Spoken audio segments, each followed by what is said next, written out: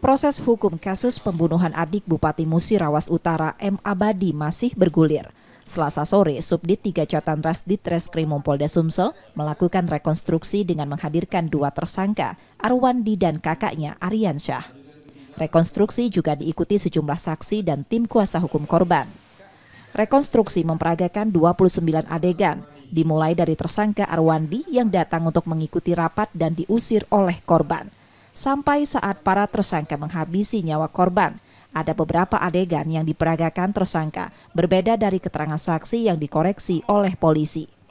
Korban tewas pada adegan ke-27 saat tersangka Aryansyah membacok tubuh korban berkali-kali, bahkan sampai korban berusaha lari. Setelah korban tergeletak, disusul tersangka Arwandi yang membacok wajah korban lebih dari 2 kali. Polisi menerangkan rekonstruksi ini dilakukan untuk melengkapi berkas penyidikan. Pelaksanaan rekonstruksi dilakukan di Mapolda Sumsel karena tempat kejadian perkara yang jauh. Rekonstruksi untuk kasus pembunuhan yang terjadi di Desa Belani, Kabupaten Muratara. Jadi untuk adegan hari ini kita ada 29 adegan. Tujuan dari reka ulang ini sendiri seperti apa? Tujuan ini untuk melengkapi berkas penyidikan dan selain itu kita untuk mengetahui kejadian penyesuaian dari keterangan-keterangan saksi dan korban tersangka. Ini sudah kita kirim berkas, tinggal menunggu. Kejaksaan untuk P21-nya, Pak? Belum nanti.